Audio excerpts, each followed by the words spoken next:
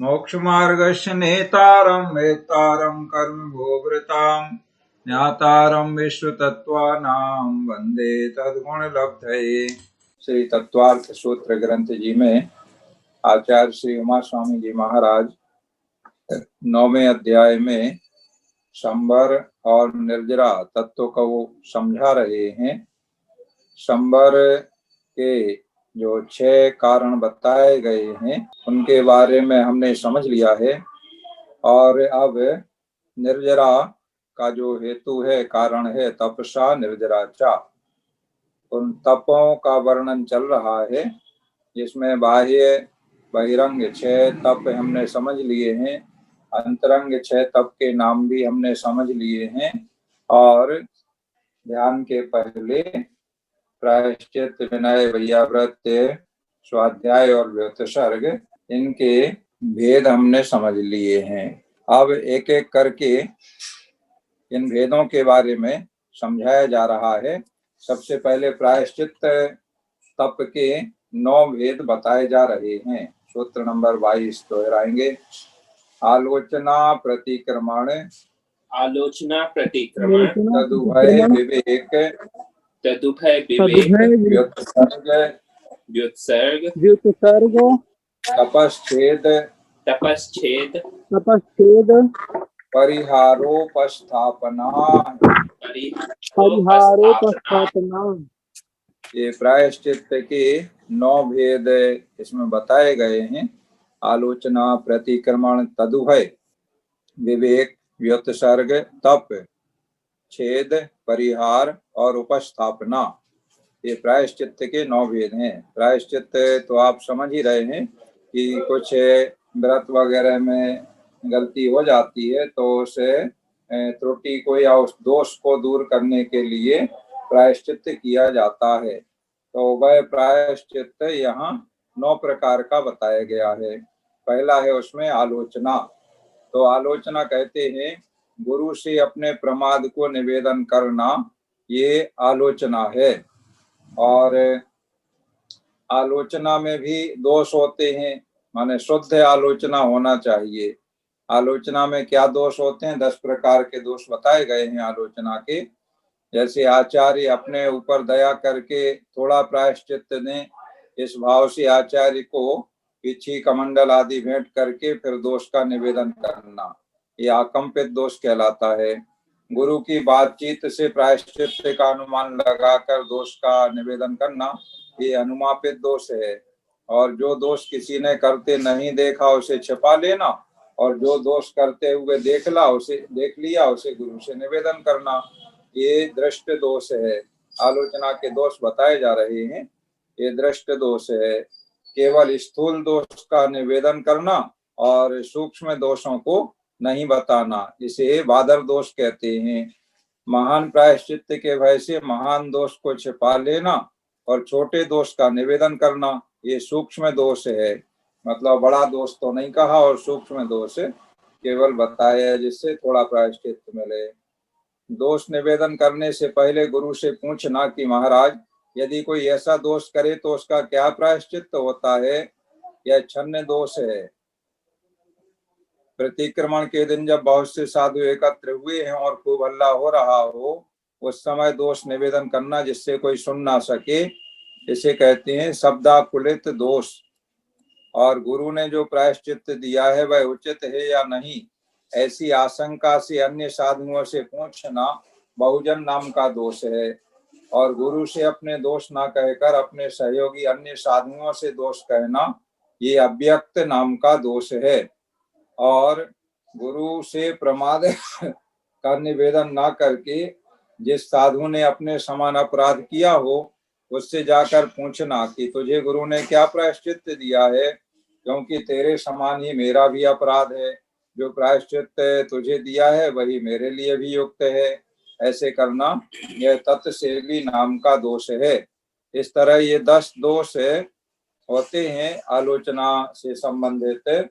तो इन 10 दोषों से रहित होकर के अपने जो भी अपराध हुआ है, गलती हुई है, प्रमाद हुआ है, व्रत में दूषण लगा है, तो उसको अपने गुरु से निवेदन करना, ये आलोचना नाम का पहला प्रायश्चित है। प्रायश्चित के 9 भेदों में पहला है आलोचना। इसके बाद दूसरा है प्रतिक्रमण। प्रतिक्रमण कहते हैं प्रमाद से जो दोष मुझसे हुआ है वह मिथ्या हो, इस तरह अपने किए हुए दोष के विरुद्ध अपनी मानसिक प्रतिक्रिया को प्रकट करना, ये प्रतिक्रमण कहलाता है। तो कोई कोई अपराध तो केवल आलोचना से शुद्ध हो जाता है, कोई अपराध केवल प्रतिक्रमण से शुद्ध होता है। और तीसरा जो भेद है तदुभय, कोई अपराध इस तरह का होता है जिसमें आलोचना और प्रतिक्रमण दोनों करना होते हैं तब शुद्धि होती है। इसे तीसरा भेद तदुभय, तदुभय माने दोनों मिले हुए, जिसमें आलोचना भी है और प्रतिक्रमण भी है, ये दोनों कार्य उसे कहते हैं तदुभय।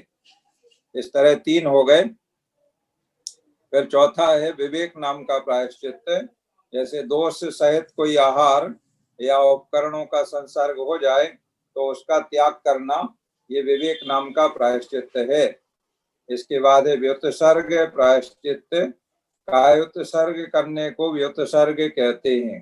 तो कुछ समय के लिए जैसे धूप से छांव में गए, छांव से धूप में गए, या पानी में पैर डूब के ऐसे चल के गए, तो वहां से निकल करके फिर सूखी जमीन में आकर के प्रायश्चित किया, तो ये व्युत्सर्ग नाम का, कायोत्सर्ग वहां करते हैं वो व्युत्सर्ग नाम का प्रायश्चित कहलाता है। इसके बाद तप, जो ऊपर जो बता दिए गए हैं अनशन अवमोदर्य वगैरह, ये तप कहलाते हैं। तो ये भी प्रायश्चित है तप करना। तो कोई दोष को दूर करने के लिए गुरु ने बताया कि इतने एक आसन करो, इतने उपवास करो, तो उतने कर रहे हैं तो वो तप कर रहे हैं, ये भी प्रायश्चित के भेद में है। इसके बाद जहाँ कठोर कोई ज्यादा बड़ा अपराध हो जाता है तो छेद नाम का प्रायश्चित होता है। छेद में क्या होता है, दीक्षा के समय को छेद दिया जाता है। छेद देना माने कम कर देना। जैसे सामान्य नियम ये होता है कि जो पुराना दीक्षित है समान पद में तो वह पूज्य कहलाता है, और जो कम समय का दीक्षित है वो अपने से ज्यादा समय वाले दीक्षित साधु को, त्यागी वृत्ति को नमस्कार वंदना वगैरह करता है और उनको अपने गुरु के समान, बड़ों के समान मान सम्मान देता है। तो कोई जैसे 10 साल का दीक्षित साधु है और दूसरा 6 साल का दीक्षित साधु है, तो 6 साल का दीक्षित है वो 10 साल के दीक्षित साधु के लिए मान सम्मान, विनय, उच्चासन वगैरह देना, ये सब करता है। अब जो बड़ा है 10 साल का दीक्षित है, उससे कोई अपराध हो गया, गलती हो गई, तो उसे गुरु ने जो प्रायश्चित दिया, दंड दिया छेद नाम का, तो उसमें छेद में कहा कि तुम्हारी 5 साल की दीक्षा छेद की गई। तो अब वो 10 साल का दीक्षित था तो 5 साल की दीक्षा छेद हो गई, तो अब वो 5 साल का दीक्षित कहलाएगा। दूसरा जो उससे छोटा था वो 6 साल का दीक्षित था, तो वो 6 साल वाला बड़ा हो गया, ये 5 साल 10 साल वाला था, 5 दीक्षा छेद हो गई तो 5 साल का पुराना कहलाएगा। तो अब ये 5 साल वाला दीक्षित है, जो पुराना साधु था 10 साल वाला, उसकी 5 छेद हो गई, तो अब ये 5 साल वाला हो गया। तो अब ये विनय करेगा 6 साल वाले की, उन्हें अपने गुरु के समान मान सम्मान देगा, उच्चासन देगा, आदर करेगा। तो ये जो है छेद नाम का प्रायश्चित होता है। इसके बाद है परिहार। परिहार का मतलब होता है संघ से पृथक कर देना। कुछ समय के लिए, साल भर के लिए संघ से बाहर रहोगे, ऐसा कोई साधु के लिए कोई बड़ा उसने अपराध किया है तो गुरु ने ये दंड दिया प्रायश्चित कि तुम 1 साल तक संघ में नहीं आओगे, तुम्हें गुरु के दर्शन नहीं मिलेंगे, मतलब संघ से बाहर रहना होगा। तो इसे कहते हैं परिहार। परिहार माने संघ से निकाल दिया, त्याग कर दिया। तो कुछ समय के लिए रहता, उतना समय पूरा अच्छे से व्यतीत कर लो तो फिर वापस आ जाना। और कभी कभी बहुत ज्यादा बड़ा अपराध होता है तो हमेशा के लिए संघ से निकाल दिया जाता है, तो वह भी परिहार है। और इसके बाद अंतिम है उपस्थापना। उपस्थापना में पूरी दीक्षा का छेद हो जाता है। देखो छेद में तो कुछ समय, जैसे 10 साल की दीक्षा है, 5 साल की छेद कर दी तो 5 साल की बची, और इसमें क्या होता है उपस्थापना में पूरी दीक्षा समाप्त, मतलब वो कपड़े पहना दिए, गृहस्थ बन गया ऐसा, और फिर अब उसको पुनः फिर से दीक्षा देना, फिर से दीक्षा, तो आज का नया दीक्षित कहलाएगा। अब एक दिन पहले का भी कोई दीक्षित साधु है तो वो बड़ा कहलाएगा। ये 10 साल का 20 साल का भी दीक्षित था और इसकी उपस्थापना हो गई तो पूरी दीक्षा छेद हो गई, तो अब ये बिल्कुल नया सबसे छोटा साधु कहलाएगा। उम्र कितनी है इससे कोई मतलब नहीं है। इस तरह से ये प्रायश्चित तप के 9 भेद किए गए हैं। अब विनय तप के 4 भेद बता रहे हैं। सूत्र नंबर 23 दोहराएंगे। ज्ञान दर्शन ज्ञान दर्शन चारित्रोपचाराः चारित्रोपचारा। ये 4 प्रकार का विनय तप है। ज्ञान विनय, दर्शन विनय, चारित्र विनय और उपचार विनय। अब जैसा नाम है वैसा ही विनय का काम है। जैसे ज्ञान विनय है तो ज्ञान से मतलब सम्यक ज्ञान, तो सम्यक ज्ञान का, सम्यक ज्ञान स्वयं ग्रहण करना, पढ़ने पढ़ाने रूप ज्ञान का अभ्यास करना, जिनवाणी का विनय करना, ये सब आलस्य त्याग कर आदर पूर्वक उत्साह पूर्वक ऐसा विनय करना, ये सम्यक ज्ञान का विनय। सम्यक ज्ञानी जो ज्ञान के धारी है उनका विनय। दूसरा है दर्शन, तो दर्शन से मतलब यहाँ सम्यक दर्शन, तो तत्वार्थ का शंका आदि दोष से रहित श्रद्धान करना, स्वयं श्रद्धान करना, सम्यक दर्शन को धारण करना, और दूसरे जो सम्यक दर्शन के धारी हैं उनका विनय करना, बहुमान करना। इस तरह से ये दर्शन विनय है। तीसरा है चारित्र की विनय, तो चारित्र से मतलब यहाँ सम्यक चारित्र है, तो अपने मन में चारित्र के पालन में अपने आप को लगाना, और दूसरे जो चारित्र को धारण किए हैं उनका विनय मान सम्मान यथा योग्य करना, ये तीसरी चारित्र विनय है। और चौथा उपचार विनय कहलाता है। जैसे बड़े लोग हैं, आचार्य वगैरह हैं, पूज्य पुरुष हैं, तो वो सामने आ गए या हम उनके सामने पहुंच गए, तो हम अगर बैठे हैं और गुरु आ गए सामने तो उनको देखकर उठना, उनके पास जाकर के हाथ जोड़ करके वंदना करना, परोक्ष में भी उन्हें नमस्कार करना, जब भी उनके नाम आ जाए तो उनको गुण स्मरण करके नमस्कार करना, उनकी आज्ञा का पालन करना, ये सब उपचार विनय कहलाती है। तो ये तप के भेद में आता है, माने ये विनय हम कर रहे हैं तो तपस्या कर रहे हैं और इससे कर्मों की निर्जरा होती है। देखो कितनी बड़ी बात है। इसके बाद तीसरा है वैयावृत्ति तप। वैयावृत्ति के 10 भेद में 10 प्रकार के साधु यहाँ बताए गए हैं। तो 10 प्रकार के साधुओं की वैयावृत्ति करना, सेवा शुश्रूषा करना, ये वैयावृत्ति तप कहलाता है। सूत्र नंबर 24 दोहराएंगे। आचार्योपाध्याय तपस्वी शैक्ष्य गिलान गण कुल संघ साधु मनोज्ञानाम। देखो यहाँ 10 प्रकार के साधु बताए गए हैं। तो कौन कौन से हैं? पहले आचार्य, फिर उपाध्याय, फिर तपस्वी, फिर शैक्ष, फिर गिलान गण कुल संघ साधु और मनोज्ञ, ये 10 प्रकार के साधु हैं। तो इनकी अपेक्षा से वैयावृत्ति के 10 भेद हो जाते हैं। मतलब पहला आचार्य की वैयावृत्ति करना, दूसरा उपाध्याय की वैयावृत्ति करना, इसी तरह तपस्वी शैक्ष इन सब की, तो ये 10 भेद हो जाएंगे।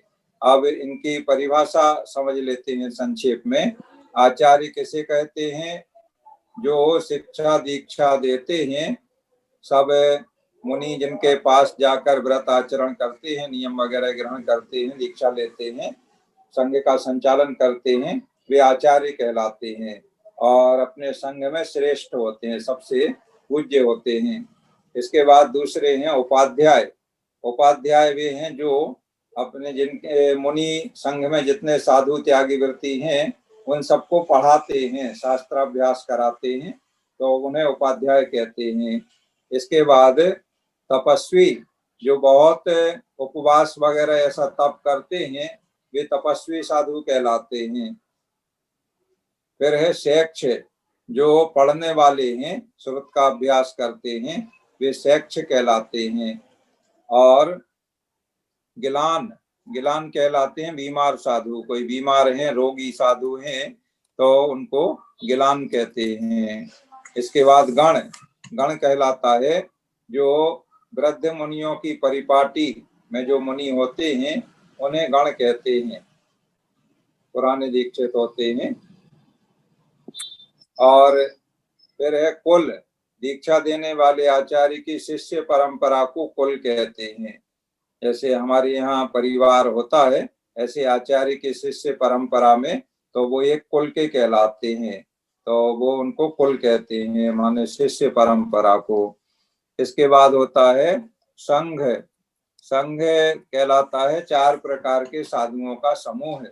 कौन कौन से 4 प्रकार के साधु? ऋषि, मुनि, यति और अनगार, ऐसे 4 प्रकार के साधुओं के समूह को संघ कहते हैं। अथवा दूसरे प्रकार से मुनि, आर्यिका, श्रावक, श्राविका, इनके समूह को भी संघ कहते हैं। अगला है साधु, साधु कहलाते हैं जो बहुत समय के दीक्षित मुनि होते हैं, मतलब जो लंबे समय से दीक्षित हैं, काफी समय के चिरकाल के दीक्षित हैं, वो साधु कहलाते हैं। और मनोज्ञ, जिसका उपदेश लोक मान्य हो अथवा जो लोक में पूज्य हो, उस साधु को मनोज्ञ कहते हैं। जिनकी बहुत ख्याति होती है, बहुत सब लोग जिनको जानते हैं, इस प्रकार के जो साधु होते हैं वे मनोज्ञ कहलाते हैं। जैसे पहले तरुण सागर महाराज रहे तो जैन अजैन बहुत सारे लोग उनको विशेष रूप से जानते थे। आचार्य विद्यासागर महाराज जी की भी बहुत ख्याति है। ऐसे और भी जो अच्छे प्रवचन वगैरह करते हैं, तो ऐसे जैसे पुलक सागर हैं, टीवी पे आते हैं, और भी बहुत सारे साधु हैं, तो उनको मनोज्ञ कह सकते हैं। और इसके तो इस प्रकार ये 10 प्रकार के साधु हो गए। तो इनमें से किसी भी साधु को, सब साधु हैं, एक समान ही हैं, पद की अपेक्षा से अलग अलग 10 भेद कर दिए हैं। तो इनको कोई व्याधि हो जाए या विहार वगैरह करने से वो थकावट उनको है, या अन्य किसी प्रकार का कोई उपसर्ग वगैरह आ जाए और किसी का श्रद्धान विचलित होने लगे, तो उसका प्रतिकार करना, यानी रोग का इलाज करना, संकट आया है तो संकट को दूर करना, उपदेश आदि के द्वारा श्रद्धान को दृढ़ करना, ये वैयावृत्ति कहलाती है। तो वैयावृत्ति करना एक तप है, अंतरंग तप है, इससे कर्मों की निर्जरा होती है। इस प्रकार से प्रायश्चित, विनय और वैयावृत्ति, ये 3 के बारे में हमने समझ लिया है। चौथा है स्वाध्याय। स्वाध्याय तप के भेद 5 यहाँ बताए जा रहे हैं। सूत्र नंबर 25 दोहराएंगे। वाचना प्रच्छना, वाचना प्रच्छना, नुप्रेक्षाम्नाय, नुप्रेक्षाम्नाय, धर्मोपदेशाः, धर्मोपदेशाः। वाचना प्रच्छनानुप्रेक्षाम्नाय, धर्मोपदेशाः, ये 5 भेद हैं स्वाध्याय तप के। पहला है वाचना, दूसरा है प्रच्छना, तीसरा अनुप्रेक्षा, प्रच्छना के नाम ऐसे आ निकलेगा संधि विच्छेद करने से, तो अनुप्रेक्षा, फिर छा में से आ निकलेगा सो आमनाय, और अंतिम है धर्मोपदेश। इस तरह वाचना, प्रच्छना, अनुप्रेक्षा, आमनाय और धर्मोपदेश, ये 5 स्वाध्याय के भेद हैं। मतलब 5 प्रकार का स्वाध्याय तप है। तो पहला है वाचना। वाचना माने जैसे शास्त्र पढ़ते हैं उसी को वाचना कहते हैं। तो शास्त्र कैसे वाचना? विनय पूर्वक शास्त्र देना या वाचना, अर्थ बतलाना, इस प्रकार से वाचना नाम का स्वाध्याय होता है। दूसरा होता है प्रच्छना। ऐसे कोई चीज में कोई संशय लग रहा है तो अपने उस संशय को दूर करने के लिए, या हमें पता है तो भी और पक्का निश्चय करने के लिए जो विशिष्ट ज्ञानियों का योग बनता है, तो उनसे प्रश्न वगैरह पूछना, इसे कहते हैं प्रच्छना नाम का स्वाध्याय। तीसरा है अनुप्रेक्षा। जो हमने जाना है, समझ लिया है, उसे मन से अच्छा अभ्यास करना, बार बार विचार करना, चिंतन मनन करना, इसे कहते हैं अनुप्रेक्षा स्वाध्याय। और चौथा है आमनाय, पाठ करने को आमनाय कहते हैं। तो सही और शुद्ध पाठ करना, ये आमनाय नाम का स्वाध्याय है। और अंत में धर्मोपदेश, तो धर्म का उपदेश करना, जब अपना ज्ञान अच्छा हो जाए, परिपक्व हो जाए, तो दूसरों के लिए उपदेश देना, धर्म का उपदेश करना, ये धर्मोपदेश नाम का स्वाध्याय है। इस तरह है, ये 5 भेद हैं स्वाध्याय तप के। स्वाध्याय करने से क्या होता है? ज्ञान बढ़ता है, वैराग्य बढ़ता है, तप भी बढ़ता है, और ज्ञान बढ़ने से अपने व्रत वगैरह जो त्याग किए हैं या नियम पालन कर रहे हैं, उनमें अतिचार नहीं लगने पाते हैं। और स्वाध्याय से अपना मन स्थिर होता है। स्वाध्याय सबसे अच्छा उपाय है मन को स्थिर करने का, इसलिए स्वाध्याय हमें अवश्य करना चाहिए। इसके बाद 5वां व्युत्सर्ग तप के 2 भेद बता रहे हैं, सूत्र नंबर 26 दोहराएंगे। बाह्याभ्यंतरोपद्यो, बाह्याभ्यंतरोपद्यो, बाह्य और अभ्यंतर, उपधि त्याग। इस तरह से त्याग को व्युत्सर्ग कहते हैं। तो बाह्य उपाधि त्याग और अभ्यंतर उपाधि त्याग। तो बाह्य में क्या है? जो हमसे भिन्न, माने जीव आत्मा से भिन्न जुदे धन धान्य वगैरह हैं, मकान दुकान वगैरह हैं, इनका त्याग करना, ये बाह्य उपाधि त्याग कहलाता है। और क्रोध, मान, माया आदि इस प्रकार के जो भाव हैं, इन अभ्यंतर भावों का त्याग करना, ये अभ्यंतर उपाधि त्याग है। कुछ समय के लिए अथवा जीवन भर के लिए शरीर से ममत्व का त्याग करना भी अभ्यंतर उपाधि त्याग है। इसके करने से क्या होता है? मनुष्य निर्भय हो जाता है। जब अपने शरीर से ही ममत्व नहीं है, तो अब भय किस बात का? तो बहुत हल्कापन अनुभव होता है, और फिर जीवन की तृष्णा उसे नहीं सताती। जब मृत्यु होना हो सो हो जाए, ऐसा उसे किसी प्रकार का भय नहीं रहता है। इस तरह इसे भी तप की श्रेणी में रखा गया है। व्युत्सर्ग तप के बाह्य और अभ्यंतर, ये 2 भेद हो जाते हैं। इस तरह अंतरंग अभ्यंतर तप में 5 तप का वर्णन यहाँ पूर्ण हो गया। अब 6वां जो अभ्यंतर तप है, ध्यान नाम का तप, उसके बारे में सूत्र नंबर 27 से वर्णन चलेगा, और बहुत विस्तार से ध्यान के बारे में समझाया जाएगा। तो इसे आपको ध्यान से समझना है। और आज की पढ़ाई यहाँ पूर्ण होती है। कल हम अच्छे से ध्यान तप को आगामी क्लास में समझेंगे। कल तो एक दूसरा कार्यक्रम है, जूम मीटिंग 7:30 बजे से, मुरैना के संस्कृत महाविद्यालय से, मुरैना विद्यालय के जो संस्थापक गुरुनाम गुरु गोपाल दास बरैया जी थे, पंडित जी, उनका 155वां जन्म दिवस मनाया जाना है। तो वह कार्यक्रम आएगा, और उसी में हमें पुरस्कार भी मिलना है। अब आप अपने प्रश्न जिज्ञासा आदि समाधान कर लें और कल का पाठ सुना दें।